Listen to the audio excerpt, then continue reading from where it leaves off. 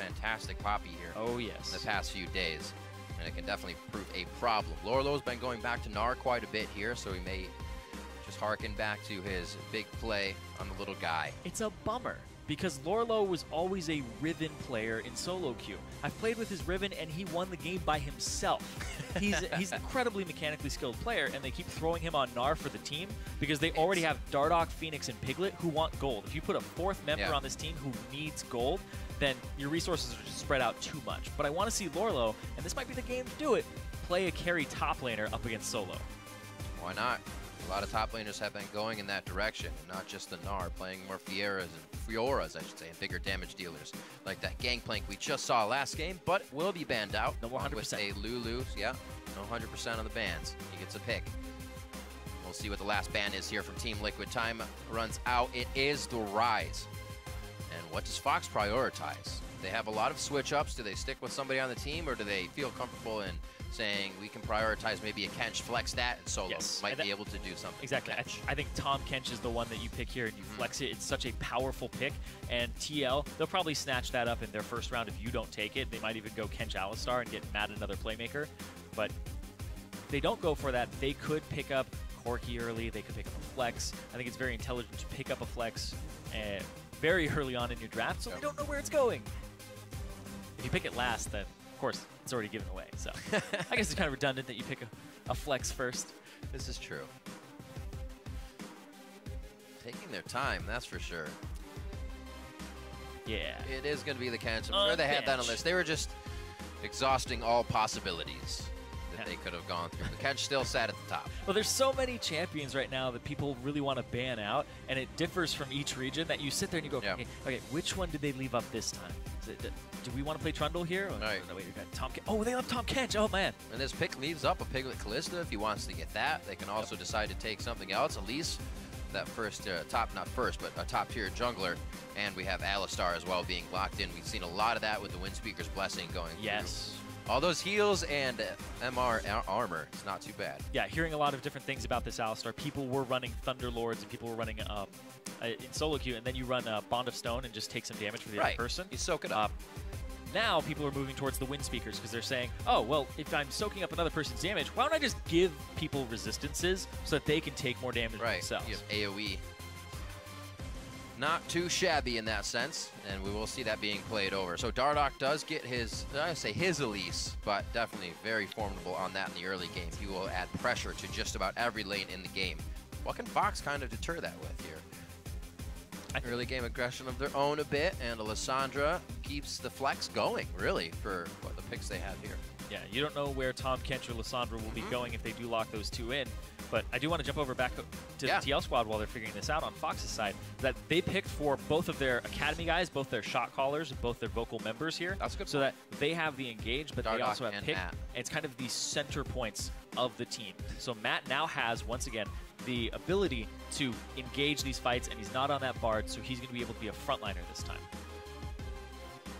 Looks like he's going to have another frontliner in Lorlo's Gnar once again. What will they do on the side of Fox, though? Back on this, Katarina and Rammus being hovered. Be a very interesting game if we got some picks in here as such. But we're just sitting on some hovers right now, paying some tribute and love to friends and players alike. Yeah, you kind of want something that's going to synergize with the Callista a bit. Yep. Seeing that picked up there for Keith. And then Golden Glue, he'll have some good targets here if he can go after the Gnar in mini Gnar form, and also getting to Piglet on this Caitlyn. I think Caitlyn is a pick that over the last week has started to pop up, and you can kind of tell scrim blocks off of it. You're like, these guys probably played each other. Yeah. Got smashed by a Caitlyn trap. So everybody's picking it up now in this last day, and actually yesterday too we saw a decent amount, and I like it. I think it has so much zone control that people were not utilizing before, and now people are realizing the power of cutting off an entire lane and being able to cut off choke points during the fight. So great. It's so hard to watch your feet during a fight.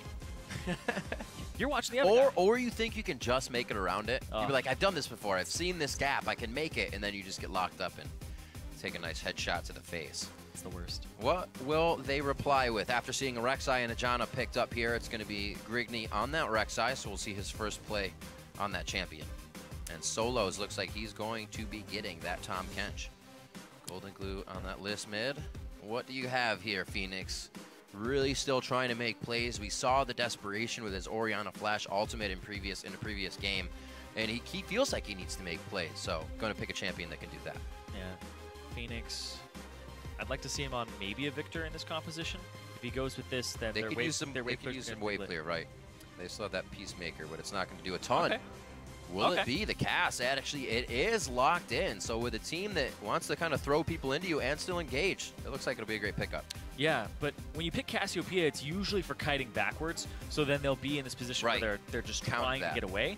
Fox's team, though, they will be able to throw in a Janna, but it's a lot of disengage here. You have the Tahm Kench, you have the Kalista ulti, you also have the Janna. You're not throwing in a Janna to fight. Yeah, go! I mean, Adrian might do it, right? But his ultis have been not really what you would consider defensive Janna ultis. Yeah, making plays all around. So we'll see more of that Janna play. Another Alistar in the game here, and Zyrene, a possible 0-4 for Liquid to start off a split. They've never really gone 0-2 in the first week of an LCS, but now Liquid faces possibly not getting a win here. And Echo Fox, one of the teams that would somewhat be placed with Liquid right now, and these guys trying to figure out what their team's about and how they're going to play the dynamic. Both of these teams could really use this win.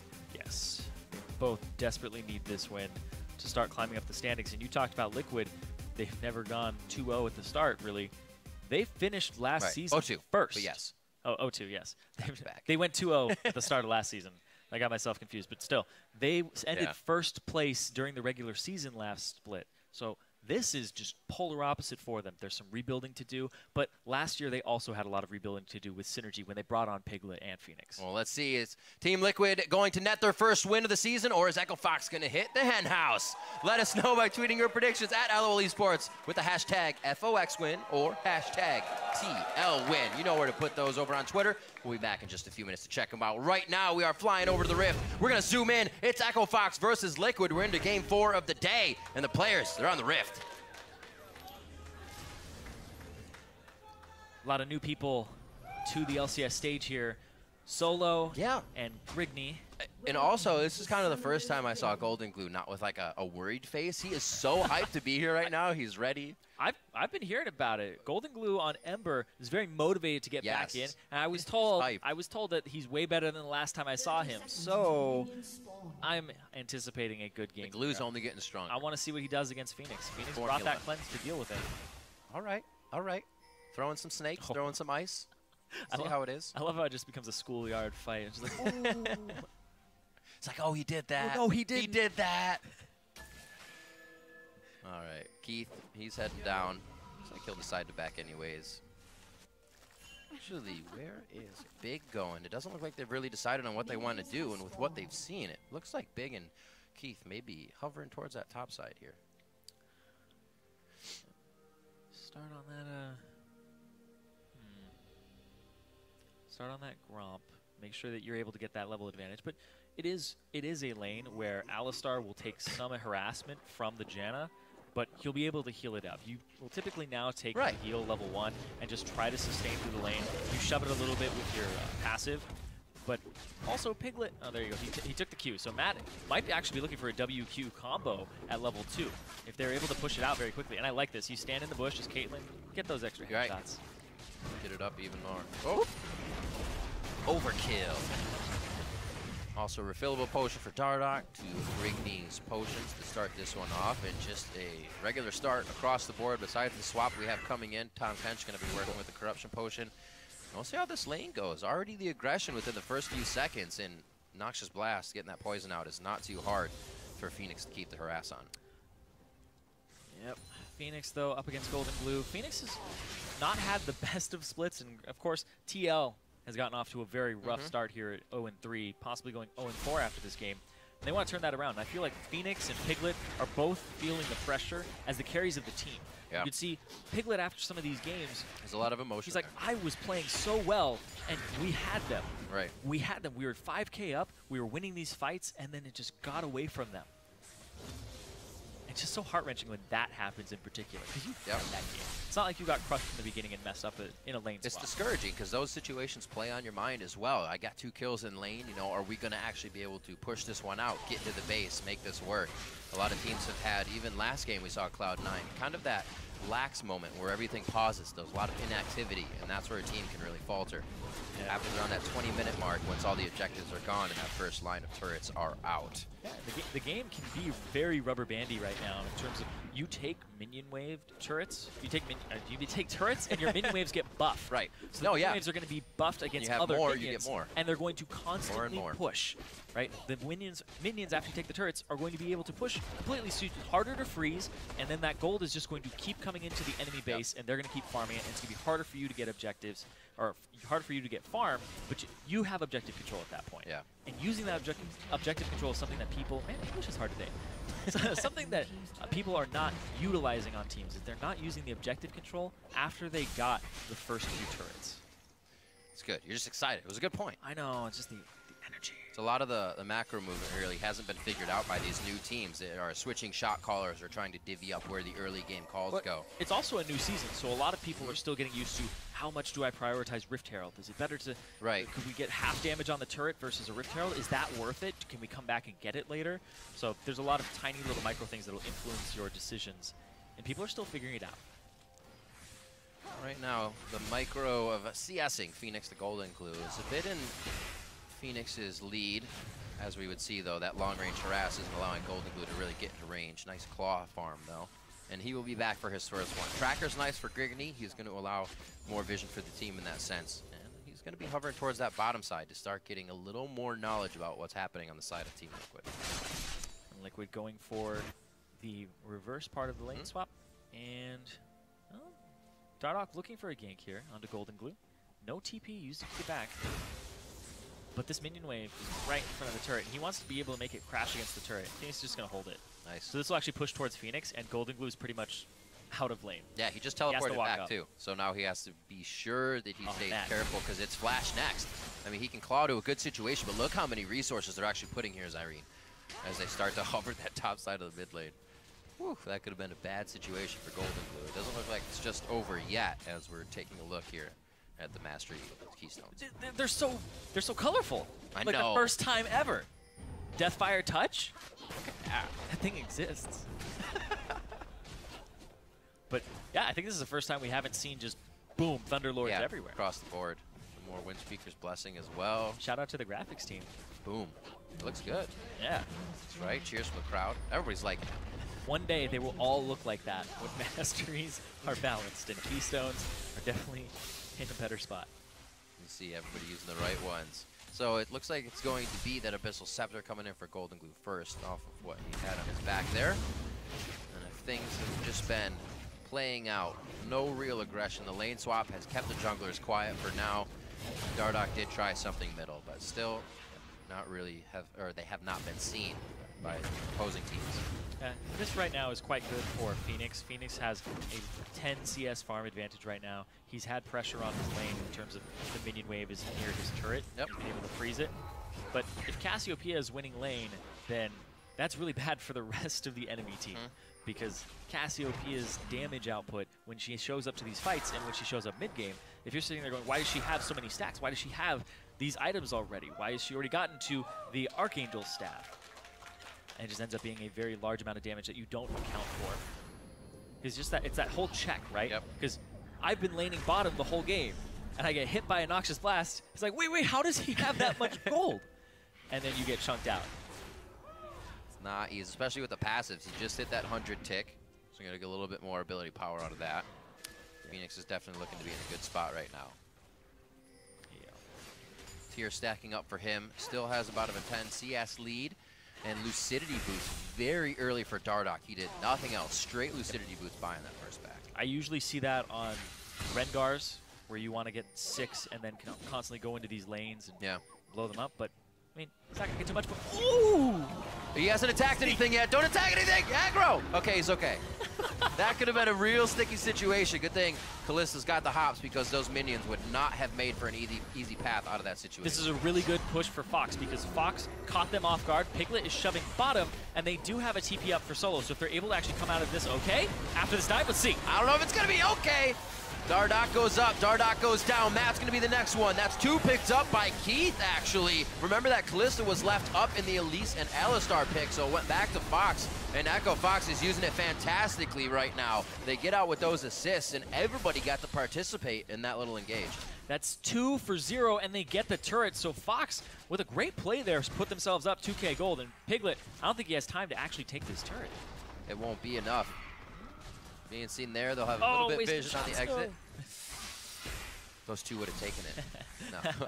if it lives, okay, he's back to it. If it lived with 2. So see the early game here. Once again, it's just forced. This is what we haven't seen really from Fox. Well, it's a 5v3. They know Piglet's bottom, and he has no way to get up to this turret, so this is the best call that Fox can make. And when you dive with having Janna or somebody else take aggro, you have a Tahm Kench. Tahm Kench is going to be able to eat that person and drop aggro. Janna, if she takes aggro, you just pull her into the Fates call. So they actually have great turret diving potential here, and they used it very cleanly. One heck of a speedy game, too. We were talking about Graves taking turrets before 10. We got 2 top turrets down now, 2nd tier all the way here for Team Liquid. So Echo Fox really putting their foot down to start this one off. And looks like a little bit of HP and buys towards those Sunfire capes here for Echo Fox as they get back into another fight. No. Just looking to blow up some summoners. This dragon is up, and that's the priority. And this is just right after you take some of those outer turrets, get that objective control, get it early. It does so much damage to the Scuttle Crab. Yeah. Throw that thing out for like 1,000. Yeah, you're saying take turrets down, make your way to the bot. Yep. Objectives pretty much yours when they're cleaning up those waves. And now they have a really good position too, because what they will be able to do is get all of this vision control inside of the blue side of the jungle. But wait, Matt, Matt's going down. Pull him right out, yank him out. Takes down the cow. Ren from Keith picks up another one. He's 3-0, and these are coming up on a silver platter for him. He hardly has to work for it, which feels so good as an AD carry when you're this strong already. Yeah, he's got all the kills. Yep. And Keith is the guy that you want to give all the kills to. We saw last year how much he actually makes use of that gold. He's a great AD carry at utilizing the resources you give him. 7-0-5 on that Lucian in their game versus Impulse on day 1 of week 1. Trying to do a little bit more. There was one loss to Cloud9. He played Misfortune. Now on to the Callista. So definitely working that champion pool for himself. We know Keith always been a very formidable opponent in the AD carry position. And he's still a rather unknown player in terms of people know him for, oh, hey, he had this stint where he had a great KDA and he was putting up amazing numbers when he subbed in for Liquid last year. Well, people still don't have a great grasp of what is his style, what does he do? What does the Toucan do? What does he do? But he's kind of what people would consider the cleanup AD carry, but I consider him something that you put resources into. He's not going to do it himself, but if you give him these resources, he's able to run away with the game. So he can actually fill that gigantic carry role for his team and bring people in his backpack. If you tee it up, he can knock it out of the park. Yeah. See if he keeps hitting home runs for the team here. Blade of the Ruined King already finished up, and you can see Piglet, he's sitting on 1,600, but still that pickaxe right now just helping him farm out. So they're not looking to get in any fights on the side of Team Liquid with a 2,000 gold lead in favor of Echo Fox. Seem to have changed their game around in the early game, putting their foot down way more and trying to dictate it, not let the other team do that. Yeah, and 1,400 of that gold that we're seeing in the lead is in Keith compared to Piglet alone. It's just Keith. Yeah, he came back with a BF sword, so it's going to be good. The headshots will hurt, but he's got to get in range for him. A little bit of harass here from Fox, doing a very nice job of getting inside the jungle. They are wasting no time right now. On to the 2nd tier bottom turret now. Mid's already been taken, or not taken down, but they're disregarding that and safely moving back and forth through the jungle. Team Liquid can't do anything about it right now. You should be able to guard that. Yeah, Fox is keeping the pressure up despite having 3 substitutes. You have 3 substitutes. Yeah. They're good. You're like, know what? Let's just solo queue mode. Go. Dynamic queue. Let's go. But they have 2 people who have played together for a while. Keith and Big, their bottom lane is intact, but also their top laner and their mid laner are both from the same team in Ember in the Challenger Series. Yeah. So they do have some built-in synergy in these parts of the map, but they're still working as an entire unit, and looks like everybody's just trusting the calls and following the calls, and they seem to know what to do around the map. Now, it looks like they can pressure mid. Could be Big. Looking for Matt and Big here. As I say that, to get their 6s, it'll definitely help the teams out a lot, especially Team Liquid if Matt can get that and stop some dives here. Looks like Phoenix is doing all he can. Gets a hit and a Twin Fang onto Golden Glue, but not too much follow-up from the rest of the team. He's doing good. 131 in that lane to 114. You were talking about how Team Liquid wants to kite back and then do the counter engage. We still haven't got a chance to see that, so maybe that's their bread and butter once they hit it once. It's going to be difficult, though. Yeah. Fox, if they take it slow and they don't get too overconfident, they won't fall into the Team Liquid hands. And if they focus down Phoenix, he does have cleanse, so you really don't want to throw your ultimate on him as Sandra, but it's still pretty much your best target here. Piglet, he's good for the early game. Maybe he'll get QSS mid-game, but I definitely think you try to lock up Phoenix, lower his damage output.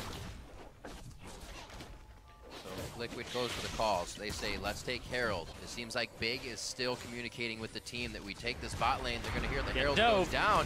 This could be the hit from Fate's call. This also might be the time. Fox goes a little too hard, and they try to go into the base. No, Golden Glue flashes over. They get the kills that they want, and it wasn't too hard. It was just right. Lorlo trying to go in for the where's the damage follow-up? Lorlo then gets taken down as Big. A sliver of health from getting taken down, and it was the right call to keep going with Rift Herald just having gone down. It was a rhetorical question. There was no damage left alive, and Piglet was too far.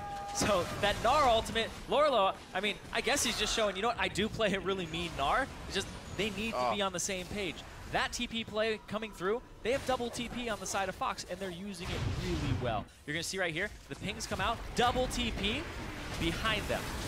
Boom. Both of them come out of the same ward, so it's actually quite difficult to see who is actually coming out. And you heard Rift Herald go down, so despite those two members not being there, and a great ultimate, they don't even get a single kill here. Keith, great positioning on that as well. Make sure he wasn't in it. And that kind of, that just, again, puts that factor on Lorlo. The ult is just a few plays too late. Something already happened, and then he goes for the play. Well, he's hitting awesome ults. Nobody's ever there to really get a full advantage on him. Yeah, I don't think he was quite ready to actually go in for an ultimate when the fight started, and that opportunity presented itself. But as a Gnar, though, you're like, my bar's up. I want to fight. I can do this now. And then they disengage, and you don't have any bar to use. Yeah. So they went for the Rift Herald on Team Liquid's side. As soon as you hear that thing go down, you immediately can assume that two people just killed it, because you pretty much need two to kill it unless you're a champion that has a ton of sustain. So they assume that. They immediately engage. They actually had vision of them doing it as well. So I think that Fox is playing as a unit right now, and it's quite impressive to see with 3 substitutes. And TL just looks all over the place. They look like they can't catch a break around this map. I think it's a lot of it, obviously, the team keeps calling. Whenever we hear that somebody calls on a team, there's still more voices. But I feel like what's happening with them is everything they've done has been pretty easy, pretty textbook, right? They're just going for turrets, full team. They're not having somebody on the other side of the map to make things scary if they get engaged on. So I think Big's just keeping the calls very plain and simple. Easy to follow calls for guys that haven't been on the team, and it's working out very well. It may be the case. It's speculation. Yeah, and I want to go back to that top lane turret dive that happened, right, where Matt was the one who tried to initiate that. He was sitting in the bush as Alistar, and then as soon as Keith walked by, pulverize, headbutt him into turret range. But then everybody from Fox showed up because they were already making a play up there, and they were anticipating that that was going to happen. So we're waiting for a keyboard issue as we restart Big's client. We'll get him back in the game, and we'll get this one going right now. 15:26 in, and a lot of moves have been made by Echo Fox to start this one off. That man on your screen calling a lot of the shots as well to make it happen. Second tier turret in the top lane before 8 minutes, and then they've been roaming around the map. Still not too much pressure on mid, but it's not the easiest thing to push in a Cassiopeia as well if you don't have your team there. Yeah, the Cassiopeia could present a problem in the mid game and near that late game. So they do have to keep the pressure on. They do have to continue to close this game out and get those turrets, because Cassiopeia will be able to defend them in Siege. You're going to have to find some creative ways, and Fox already has this game, to dive turrets with the Tahm Kench and use the disengage of Janna and try to split them up. So I think Fox have pretty much been doing a phenomenal job this game of playing the macro. Really all around the map, and it's a reactive game for Team Liquid right now. We're waiting to see if they can get that engage, get that Cassiopeia ultimate down, and really crush down the engage of Fox here. Like you said, though, Fox can always disengage. Both teams just really know what they're doing right now. More so, Fox definitely at 6-0 on the board. It's going to be a tough week for Liquid if they cannot get this one through Even though on the desk yesterday, Mark was saying it was a little scary to see what Dardoch was doing because Dardoch himself, he said, can play better than that in that situation. And Dardoch, 0-1-0 right now. In the building. They're all here. Oh, yeah, but, I mean, they're watching their team right now. Yep. Would come up with what looks like it could be a victory for them. Yeah. But it's an early game lead, 4,000 gold ahead right now in favor of Echo Fox. And Echo Fox's macro game, like I said before, looks on point. They look like they're running Team Liquid around the map, and they know where to pressure. As soon as they see a numbers advantage, or what could even be a numbers advantage via fog, they think, okay, it's possible 4 people could be here because we see 3 and we don't see another, but we're just going to send 5 people up there right now. And I think that's just such a smart play to make. Yeah. And they calculate that Piglet would not be able to close that distance bottom and clear that menu wave and get to that turret and deal enough damage. And he's not the TP user. Piglet split pushing was a big mistake before. They also, you had to realize Piglet was down. He was trying to get farm, so he's like, yes, these resources are great, but in no position with just that BF sword and a pickaxe to crush down any turrets, right? Yeah. So it helped the fact that he was, or helped Fox, that he was behind a little bit at that point. So we have, I was going to say 6s across the board, but Matt still level 5, a very scary situation to be warding by himself. So TL going to have to hold their breath for a little bit until he gets that, and then maybe have a few more moves on their plate. Yeah, Matt, half of the team's deaths right now. He's been trying to make plays, but if your shot caller gets behind as well, you do feel it as an entire team because he has a worse judge on the game. And if it's the support, he feels like he can't roam and get that deeper vision because he's going to get caught out again and again. So you don't have the vision or the knowledge to make these plays and make these calls or even see the plays of the enemy team. Do you want to talk on the Caitlyn build? Freak is probably backstage screaming. Because that's why I chose use Irene. Yeah, because mathematically, that is not a good build. Because IE is a multiplier, and when you don't have any other crit items, it's not worth the gold, actually. It's very, very close to being... so then I'll push you on that and say, what would Freak say in this situation? Freak would say, you buy BF Sword, Pickaxe, then you get a Zeal or a Zeal item, and then you finish your IE. Because IE is not worth as much. You want the flat damage, CSing, buffing your abilities. That's why you don't go flat Zeal first. Then you get a Zeal. You get the crit. You get the augmentation. I got you, Freak. Casting love. Here's the level 6 on Matt. He's a little bit safer to be in the front line now. It looks like Piglet is joining with the team here. A little bit of pressure towards the bot lane as Fox still tries to play the entire map and not just one spot. And it looks like they're actually doing somewhat of a 2-2-1 here, now leaving Solo in the bot lane by himself. And we'll see how that goes as he is solo. He's flying solo. Dragging up map. He's got 2 globals, though. But yeah, that's true. That's a good point. You can Abyssal Voyage and get that teleport to a situation. Yeah, he is up against Lorlo, who went for the Black Cleaver first on Gnar, so he's got that split pushing build, but we haven't seen it be effective at all just yet. Because you need the vision in order to split push. And once you pass a certain point on the map, you pretty much can't go past it, and you just stand there as a split pusher because you don't have the vision. 4 far side alterations on the side of Team Liquid. They're like, stay out, do not come this way. They're trying to see you from all the way across the map. But then there's 3 yellow trinkets still on the side of Fox. Yeah, that are having some trouble being swept. Exactly, alongside a Tracker's Knife. There's 1 sweeper, and there's 3 sources of wards, plus Sightstone, plus Tracker's Knife. So you have to deal with 5 sources of multiple wards. You have an upgraded sight alteration as well by Grigney here, so they can clear even more. Ah, not that they need it. Yeah, he got rid of his totem as we were talking about it. He hurt us. Yep, he knew. We need more sweep. But there isn't too much for him to actually sweep here. You're pretty much sweeping out Big's wards, or Matt's wards at that point. Matt's big wards. Yeah. Small wards. Yeah, I guess they would be the blue ones, right? Yeah. Another look at this before it goes. Got to take it down fast, boys. It's going to despawn soon, no matter what, even if you don't want it to. They'll have it. It's probably going to go to, I'd say, Heath. Yeah? Yeah. You want that 10% extra damage on your 80 carry. That's it also like gives him Grigney was movement going to speed. grab it for a second. I was like, ah. Yeah.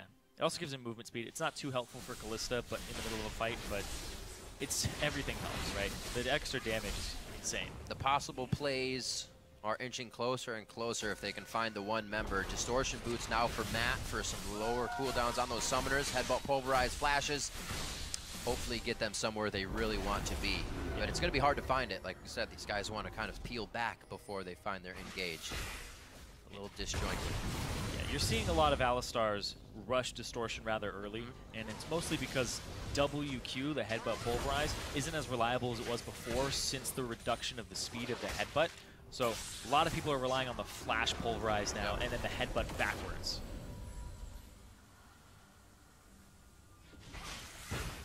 Waiting to take this one down. Fox, they're pressuring heavily. This is the first time they've really had all 5 since that first top turret takedown, the second tier one we saw.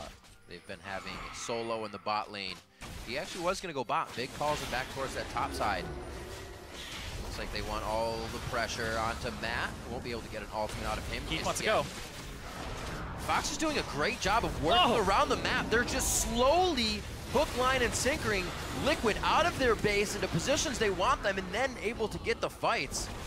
TL is taking the bait here every time.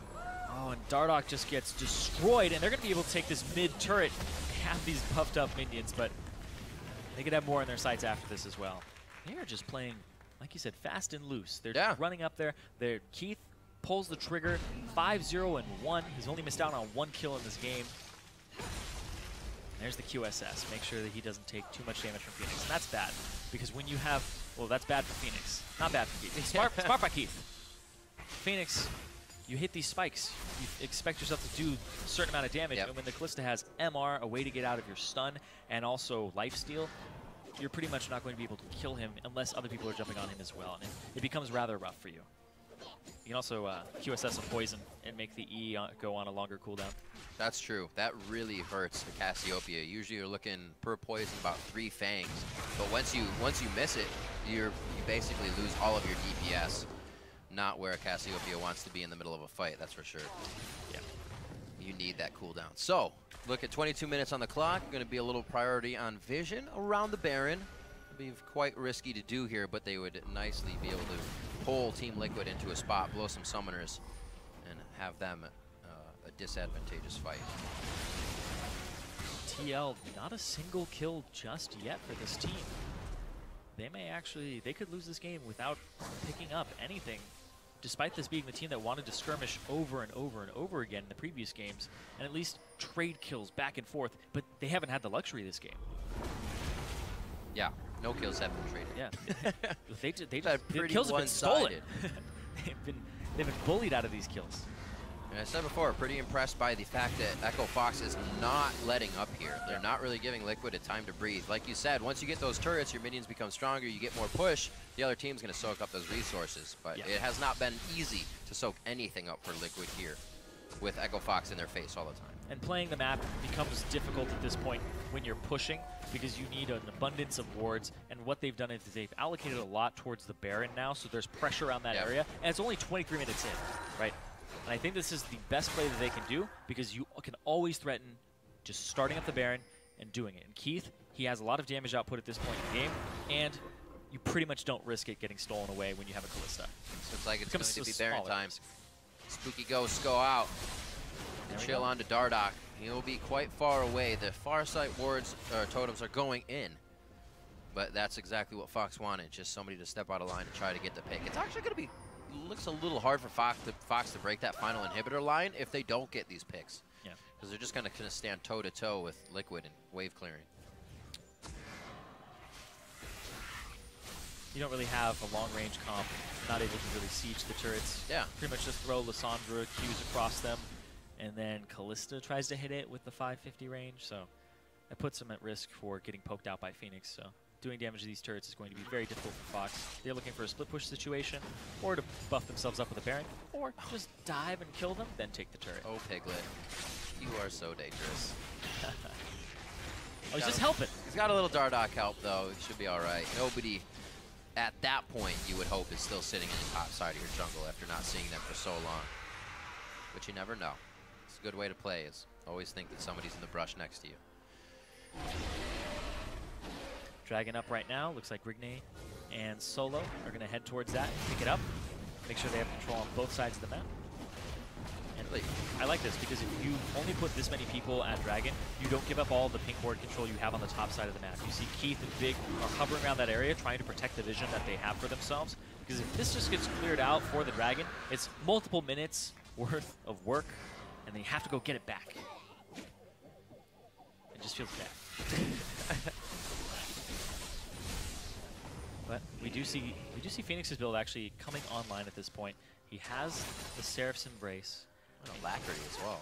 Alacrity. More speed with his Noxious Blast boost. Yep, and he has Swifties right now. He's running at 419 movement speed on this Cassiopeia, and that's without the buff up when you hit somebody. Right. He's going to be zooming around. Kind of hard to get on in a fight, but Golden Blue will try to take care of that, and Keith just has shown that he has more than enough damage to deal with this team. But TL, this is a skirmishy team. They want to skirmish. Lorlo's Mega Gnar now. And they got to make something happen. Team Liquid really struggling to put a win on the board here. 0-4 for the first 2 weeks. So definitely put some questions into the team and what they need to fix. There's a lot of things that need to be fixed. After looking at this game, Liquid, they need to start questioning, why are we losing the map when we aren't just fighting over and over again? And this game, they actually didn't allocate numbers correctly. Wrong split pusher, taken advantage of. Fox actually put pressure on a lot earlier than you would expect for a team that had substitutes. So Liquid may have actually been sleeping on them at the very beginning. I think it was a good idea as well by Fox to do the lane swap and kind of take Dardoch out of the early lane pressure game there and have him have to do something else. I think that's a very good point, Riv. I definitely think that Dardoch is somebody you want to lane swap against. Yeah. And TL as a team, new top laner, and then they have a jungler and a support who have worked together before. So when you execute a lane swap, you actually have a support and AD carry that haven't worked together before, and you need that synergy to figure out, are we pushing, are we shoving, am I invading, are you going to be okay? And then the jungler top laner synergy also needs to be there. You need that communication. But Dardoch, he got eaten up. Solo, however, is taking quite a bit of damage, but look how much bigger just Solo is compared to the rest of the 3 or 4 members of Team Liquid he was fighting. He almost allowed the team to get half a map away and get there for the fight. Oh wow, looks like somebody's going to go bottom and catch that big wave after Golden Blue gets this blue, but they're just going to leave all of their vision abandoned. Those wards are helpless. Luckily, no vision to see that they backed for Team Liquid. It looked like they were going to head to a fast Baron, but it looks like it's just a fast vision clear to make sure they have everything they need for this next fight. Dragon really not on the board just yet, so everybody's looking towards the top side of the map. Teleport is up for Solo, so it looks like you said, stay in that bot lane. He'll try to make a play for himself. And then teleport in. And he just gets harder and harder to deal with, because when Tahm Kench has 2 HP bars and you're up against a Cassiopeia, it actually becomes a battle of mana. Because Cassiopeia is going to use so much to get him low, and that's basically how she's gated. She's not gated by cooldown, she's not really gated by too much of like a range or anything like that. Yep. She is gated by mana, very heavily. So she'll use it all, and she'll have that upfront burst, but then when he pops his Grey Hell, you kind of have to sit around and wait for it and not use too much on it. So Piglet's going to have to help out there a lot, especially since Solo is getting incredibly tanky. Not going to be easy to take down the Kench. He's also, the way he played that was you have to focus, use as much as you can on me. So he's definitely using it to the correct ability. 0-0-5. I guess there's no kills on the side of Fox. This may be the first time that one of them goes down. Abyssal Voyage being activated by Solo. He's going to come in all by himself. Matt is the one that's locked up first, and they're able to just keep going through the Alistar first. Not what you usually see. Lorlo tries to go into the back line, but where's the team once again to follow? Just on the other side of the wall. Piglet doing what he can to deliver DPS from the outside, but Dardoch falls just as fast as the Alistar, and now Phoenix is the next one in the eyes of Fox. They're onto the inhibitor turrets, and we were wondering how it would happen. TL stepped too far outside the base. Still, not a single kill going over, and they get an inhibitor turret. They're going to get this inhibitor as well. These death timers, looking at about 25 seconds, but their health bars are actually quite low. Nothing to really worry about. No mana. Phoenix gets hit. That's the rend out. Matt comes in. No ult. Has to be very careful and really just playing protection for Piglet. No engage there, as Fox knows they need to back off. They don't want to be caught by any sneaky stuff here as they take the time to back and get their purchases in. What a catch there. 11-0 now, 30 minutes in. They finally break the base. So many ways to force these fights, and the problem that they're having on the side of TL is they're completely split up when these fights are starting. They're used to being the ones starting them with Matt jumping in, Now they're getting engaged on by Lissandra, by this Tahm Kench coming in the back line, and also the Janna. You big flash Q there to make sure that Dardoch was going to stay in that position. And they also have the follow-up of throwing Janna in again. This is just becoming a game where kiting back is not an option for TL. They're going to get run down. 8-0-1 for Keith. What score lines across Fox. And the confidence growing just as fast as their kill score. Golden Glue, Grigney getting popped up here. Golden Glue very low. Looks like he can keep himself safe with the Zanyas and the Glacial Tomb. Solo? He's doing it. He's representing the name. He's got to send a message. He used his Tahm Kench ult to get into the Krug pit, and his team had already backed off. They already made the decision. He's like, I already clicked it, guys. I'm going. Yep. But you could see, even that itself, though, showed you just how reserved Team Liquid is, because they saw one guy, and they didn't know that nobody else was around him, but still didn't want to take that full. Yeah, they don't have control. They don't have any control of this map. It's constantly being cleared out by Fox. Fox could be looking at their 4th dragon right now, and then they have multiple win conditions. Not only do they have minion waves, top, Baron control, they could also go for a 5th dragon and just continue to stall it out if they want. So the fact that they wouldn't be pushing down turrets in the near future, if they went that route, it wouldn't be a problem. But it looks like they're going to go for this Baron, and TL, they don't look any wiser to this attempt. Stacking the spikes. See where it comes from. Dardoch just out of range to really see like it's going to make it work. Oh boy. There's one of those Farsight. The rend. Lord. So, blue team picking up Baron. Now Fox really has a way to get themselves into the base that much easier. We were talking about the wave clear before from Team Liquid. Now, that's going to become much more of a problem with Baron up minions. Not wasting any time. That fight at 30 minutes when they dropped the inhibitor just happened. 31.5 later, Fox has Baron and Dragon number 4. These guys are on a roll this game, especially with the subs. They've taken everything. They're taking the turrets down every lane. They're playing the map correctly. They haven't given up a single kill, so their team fights have been good skirmishes back and forth of who's low, you back up. Because not everybody on this team, is as tanky as Solo. And this is a game where if you're an AD carry player, you probably had this game before. Piglet's sitting there 0-0-0. And then he looks over his lane opponent. 8-0-1. How did you get so fed? Like, you haven't even killed me. Yeah. I didn't lose lane. And it's frustrating. And Piglet has shown some signs of, I want to split push bottom. I want to get back in this game.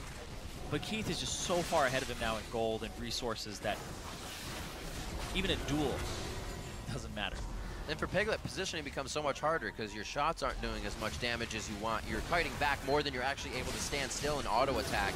Does not become easy. And you see Keith, as big as he is, goes in, 4 members in his face, and hops back, just gets eaten. He's got the QSS. Super safe. He's safe. Super safe. Yeah, Big can always flash ulti on top of him. Right. Make sure that he has the peel that he needs. But good split push here. They do have a TP on Solo, but Solo's just hanging out with the team because if somebody gets caught, you have to eat him up, have to devour him. Baron half done. Looks like they might get a few more hits onto this turret, and they finally start to get that Baron power play in. Now it's going to be the next inhibitor. Mid lane has been the least of Echo Fox's focus all game long. Outer turrets work around the middle of the map, and it's been working perfectly for them. Yeah, they avoided Phoenix for a lot of this game. Almost all of it. Picking on the side lane, swapping to the other side, making sure that Phoenix is distracted by Golden Glue and caught up in a CS race, an arms race against him.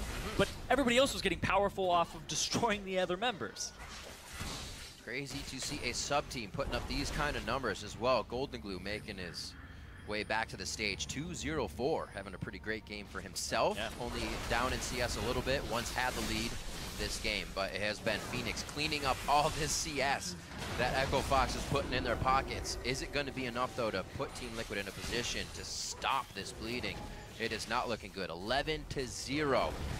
And they've only lost 2 of their turrets on the side of Echo Fox. And this calls more things into question for TL. This was a roster that they were saying, okay, the dominate smoothly didn't work out. Let's put Dardoch in and let's put Matt in. And they saw great results instantaneously where it looked like they were going to run away with the game. And then they ended up losing that game versus TSM. Matt trying to make a play. Oh, he's got to go for Dardoch, but you can see, or Gringy, nobody else wants that though. Matt throws down the ultimate. That's a lot of the peel that he's going to need if the team wants to be able to use Phoenix here. Phoenix, you can see he's used the Sorcery Elixir, now trying to get a little bit more out of every ability he has. But the team losing turrets left and right, and top inhibitor just spawned. So it just gives Echo Fox more to work with. Yeah, Lorlo got hit by that last Q from Grigny, and that's what they wanted. They wanted the Mega Gnar to go off, and they're going to wait for it. They're going to wait for it to fall off, and then they're going to push up again. Because Lorlo, he has his flash available if he's able to pull the trigger, and his Gnar ultimates have been good. They've just been a little late. And now they aren't going to give him the opportunity to even use it. Unfortunate. Feels bad as a Gnar. He'll try to come back now. Remember, you still got home guards off the base. So you can still try to make a play. Matt low, his ultimate's down, and he's still standing in the front, taking tags. Never makes it any easier if you're lower health when the fight starts. The TP coming in, that's going to be a home guarded Lissandra. Will he have the ability to get in for a W? It's just there for presence, and it looks like they're going to get the inhibitor in the top side here. Very, very tense, though. They are respecting what Team Liquid has for any type of dangerous engage. I don't think it's going to go Team Liquid's way, but Fox is still leaving that option there. This could be the final fight right here. Yeah. TL, they want to stay in this and look for a first 2 weeks that they can put a win in that column, because they could end 0-3 right now. The squad that ended last season in first place in the regular season, It's crazy. they could end this first 2 weeks in bottom to their most. Matt goes in. His ultimate isn't even up yet. They are going for a broke move here. Piglet's on the back. He's got Grigny in his eyes. They're looking at Lorlo with the Mega Gnar on. They're timing things right on the side of Team Liquid, and they actually stave off that engage, which we, like you said, we thought could have been that final fight. They got a kill. Yeah, yeah. They got a kill on the tankiest member on the team as well. That's quite good. But yeah, now they get to push out. Now they get all these minion waves that are going to funnel into them constantly with the super minions. It's going to be hard to push them off. And you also have that inhibitor top lane that you have to defend. So Echo Fox stumbles a little bit, closing out the game there. This is only the first time that they've had any type of stumble this game. Yep. Solo gets 1 kill. Solo death. Works out. Math is math, right? We just got to be fun different. with math last game. 37 minutes here. It's definitely slowed down for Echo Fox, only because they've had trouble breaking the base a bit and finding the way past it. I think it's more respect out of them not wanting to give up a silly fight as they just did in a worse way, but they definitely have all the tools right now to end this game. Yes. And judging by where Grigny's going, they're going to continue to push up the mid lane, try to get pressure, and then take 5th Dragon. And then they pretty much are guaranteed winning the next fight. They just have to execute on it. Oh, there you go. Exactly. Solo, pressure top lane, pressure this turret. He used his Abyssal Voyage to get there, or sorry, the inhibitor, and he has TP available. So you can go for this play and end up getting the dragon anyway, or you can get all 3 inhibitors. Lick it! Lick the heck out of it! That gets a minion pressure in there. Licking a cement wall just does not sound Inhibitors are salty, man. Everything in League is salty. That's going to be 5th Dragon right there. And everybody's already up here. Oh, man. What is TL doing? Oh, wait, sorry. TL picked up the dragon. Yeah, TL. You're all right. You're all right. Just got ahead of yourself. TL picked up their first dragon. They wanted 3 inhibs, overtaking 5th Dragon, because they can just get 3 inhibs and go for Baron. Yeah. It's going to be a lot harder now with all those waves crashing in. Good choice. They could have gone either way. Really just playing yo-yo with Team Liquid right now. Down to the bottom, up to the top, over to the dragon, back to the Baron. Lorlo has ulti. All right, onto Solo. Matt's in a little far from the team. Piglet has shots onto Solo, pretty tanky there. The damage line comes through. Golden Glue, big, actually hits them out of Golden Glue's ultimate. That could have been a mistake. He quickly goes from Glacial Tomb into the Zanyas. Piglet still firing freely. That's Keith going down. Matt still helping out the team, but he finally hits the ground, and 3 members have been killed as Phoenix and Piglet stand on the outside doing DPS. What a fight from Team Liquid, and I think a possible mistake from Echo Fox. And they're going to go straight for the Baron here. They still have Dardoch up, so they still have that smite available. But their bottom inhib may go down if they're delayed enough. But it's not going to happen. Empowered back. Oh, it's going to go down anyway. Yeah, it's going to get hit. But wow, that's the only thing that really would have kind of shut down the waves here. I don't know if the fight goes down, Fox won't need waves to get into that Nexus. But this does give some life into Team Liquid. Yeah, it allows your melee minions to tank up a little bit more so that these super minions don't come spilling into your base and buffing each other up constantly. So these double super minion waves. Let's see this for a bit. Lorlo gets a really good ultimate here into the wall. He gets Keith, but then the ultimate from Big stops the damage follow-up. So as they're stunned, Big flashes, separates everybody. So by the time they're out of the stun from Lorlo, they're okay. They're able to kite. But now everybody's not focusing on Piglet. No. They're trying to get Phoenix down. And I like that Phoenix and Piglet don't stand on top of each other, spread it out, make sure that you can drag them to one side, and Piglet had free reign on that fight alongside Phoenix. So they're two damage dealers coming up big. It's getting interesting now. Still a 8,000 gold lead. But that fight definitely shows that, or should show the reason Echo Fox was taking it so slow going into the base, making sure they had all the positioning, because Team Liquid could easily put down a lot of DPS with Phoenix and Piglet right now. Exactly. And Piglet's finally got it. And if you look over at the build that Golden Glue has right now, he only has a little bit more to grow. If you look over what Keith's getting, a little bit more, half an item. Whereas there's a full item for Piglet. A lot of these guys are going to start getting capped off, and then it's going to come down to 5th Dragon, who gets control of it, who's got the super minion waves, and how are they pushing it. It's not going to come down to items. It's going to come down to that fight. And a bit ago, Matt had 2 ruby crystals. I wondered where they were going, and it's a righteous glory. So on these engages where Echo Fox is feeling confident, we might see a rush play here coming from Team Liquid. If you can get to the back line. And there it is. Righteous glory goes off. A quick lick. That's all it takes. And you can't get in on that one. Just completely thwarts the active, unfortunately. All those traps being picked up. Kench likes cupcakes. This is where you go back and forth, top, mid, top, mid, top, mid, trying to check which one they're not going to defend in This time. is where it seemed really flawless from Echo Fox earlier, where they had Team Liquid on the back burner, kind of not like ready to go to either side, and they would go top, take it, bottom, take it. Now it seems like they're definitely more happy with patiently waiting it out, but also Liquid is able to stave off this top and bottom now. As we said, the solos are getting more powerful, and they can take these 1v1s. Yeah. And all these traps, though, that are set up, it's hard to get by them. And I talked about trap soaking yesterday, where you want your tanks to walk over them. Well, Caitlyn's been changed where you can't walk on a trap and then walk on another one immediately. There's a cooldown between when you get stunned and when you can get stunned by another one. So you can't just walk around and take all of them. You're telling me I can't instantly eat all the cupcakes? Nope. Sounds like something my mom would say. 13-4 with 42.5 on the clock. Echo Fox still trying to inch their way into the base here.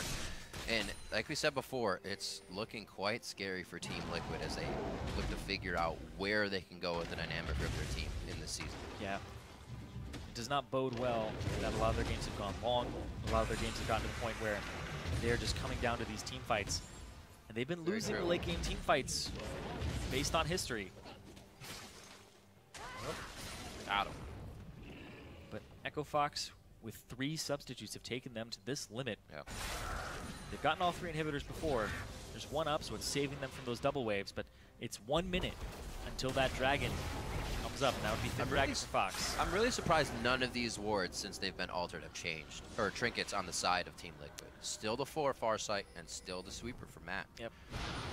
Not really working with a lot of vision, but they seem to be okay with it. Farsights are really good when you're stuck in your base, but you have to, because you don't want to face check Fog of War. We saw how some Alstars yesterday or against Dignitas, you would walk forward and be like, well, this is hard. They're all there. Yeah. So having the Farsight orb definitely helps you. Sure. Allows Liquid to stay in their base. Now it can use a few to get a glimpse of vision, but this is where it might hurt. Oh. Who's going to be the first one to go in? They say, Lorlo, you are up, sir. He is going to get his Banshee's Veil blown, but that's about it, and the exact reason he bought it for. So more than happy to take that first hit and let the team know where Fox is. The back and forth, ults are up on both sides. All 10 ultimates, summoner spells as well across the board here. Who's looking for it? Lorlo gets hit, Matt goes in, bumps up the team, but can they kill Solo in time? Matt now the one going down. Unbreakable gets broken. That's going to be a kill going in for Keith. Now they're starting to focus the Fates call in. Looks like they're going to keep that on the same side. They didn't want too much more engaged. They want to back off until Lorlo is out of Meganar. That was so good. The ultimate from Golden Blue came down and stunned him, and he got it! Dardoch. That's gonna stop number 5. Dardoch does get the dragon. They're on to Keith. Dardoch's got his eyes on it, but he can't do it anymore. A nice Monsoon from Big keeps things flowing in the favor of Fox, but now they have to turn. Keith and Big are actually getting away from this while Solo's on the front line versus the AD carry, Piglet and Phoenix. They have to worry about the DPS here because it's coming out fast from Liquid, but what a fight. Dragon taken by Dardoch. Oh my God, Riv.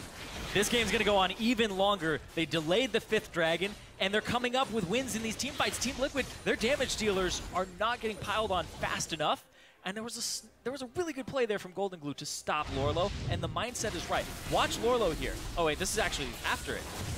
Boom, that was 27, is that what I saw? 27 HP. Oh, it just comes down to that one ability, and Lorlo would have died there if the Dragon Burn was on Krigny.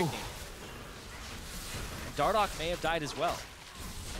I thought there might have been a turn there with the Howling Howling Gale, I was gonna say. Not Howling Abyss. Nothing with Tom Kench. But yeah, they choose not to fight. Now, look at Liquid. Oh my God. Flying up the mid lane here as we come out of the Dragon replay, and they are taking down mid. Second turret should not be a problem if they want it. It does look like Dardoch has hovered up towards the top side here. They got to be careful if they don't have him for the full thing. Yeah, all of their inhibitors are back up. There's no pressure on their base anymore, and there isn't even something for them to TP on from Fox's side to try and backdoor this, to try and make a desperate play. Baron in 5 seconds. We're looking at another fight here, Rid. Irene, no matter how good you're doing in a game, when that happens this late and you're still not breaking the base, there's a mental shift that happens. There's a worry that sets in. It may be that you start second guessing yourself in plays now, but I'm sure Echo Fox does not feel good about the way the last 10 minutes have gone in this game. Liquid, however, are getting that confidence back. Still just disengaging with a few shots from Piglet right now into the fights. They're able to push these Farsight wards even further forward to make sure there's no crazy engages. And a Baron fight back and forth, maybe the 50-50 that they want with all their inhibitors up here. We'll see if they can get what they want. Baron is started. And they're gonna look to try to stop this. Solo though, Solo's not here just yet. Solo's got a TP. TP in, Claw goes in, flash, and then the ultimate. Golden Glue, he can't actually use his ultimate, he goes down immediately. What a hit! Big uses the ultimate to push away Piglet. He uses the ace in the hole to get back in. That's Krigny going down. So Liquid looking so good at the Baron fight. Dardoch just a sliver away, and Solo can't make it happen. Liquid is back in this game. 3 for 0, and they get the Baron, and they've stopped 5th Dragon twice. These death timers are long. They're going to be able to run straight out of the base with the Baron buff and the home guard. They're going to be able to push at least 2 turrets and an inhibitor. They might be able to end the game here. It's 40 seconds, 50 on Solo. You talked about slots open for Liquid to continue building their inventories. Those items have either been started to recipe or almost been reached, and we see Team Liquid's composition now coming to fruition and how it should be used, how aggressive it can be. They played on the back foot the entire game and are now just exuding confidence as they make their way up mid lane. They've got a minion wave. It's 13 on Golden Glue before he's up. This They're gonna get some turrets. Absolutely amazing, Cyrene. They're going for Big. Big goes down immediately. That's the first Nexus turret that's going to be eyes on for Team Liquid. The second one gets hit. Full game. Fox was on Liquid's side of the map, and Liquid pushes back with one swift punch. Team Liquid take down Echo Fox. I do not believe it, Riv. They don't even either. Dardoch, after that, how are you making these calls? These are such stressful situations to be in. You are calling from behind all game long. That mental shift was absolutely there for both teams. And the shift was into high gear for Team Liquid after that engage. Positioning by Piglet as well as the rest of the team. Just right spot, right time. Taking those last 2 fights in their favor. It was 11-0, 7-0 at one point. We end 14-10 after an instant bloodbath. The players I want to highlight from that, Matt with his playmaking, Piglet did not lose his cool in this game. Piglet stayed calm and collected despite him being down in farm at the start. Then his lane opponent got fed, and he just waited. He waited for the team fights. He waited for his 8-0-1 at one point. They had no staring kills. at a giant. They had no kills on their side for the longest side, and they ended down 4 kills. And Dardoch also has to get a big note of recognition here because his smite steal would have hit Fifth Dragon, and that would have been the game right there. Everything at the end. The last bit of everything for Team Liquid. What an amazing match. And Piglet, he still didn't die all game. 3-0-6. And this has to be a relief for him. Zyrene, you were talking about his emotions previously after the games where he would play so well, and then the team actually couldn't capitalize off of anything else on the map. But this time they stuck in there and played it to the fullest. And I'm sure Piglet can have a smile on his face leaving play. And I think that the guys on Echo Fox, 3 of them substitutes, they can actually hold their heads high too. Early game advantage, short notice to come up here and play on the LCS stage. Yep. And it's good experience for a lot of those members.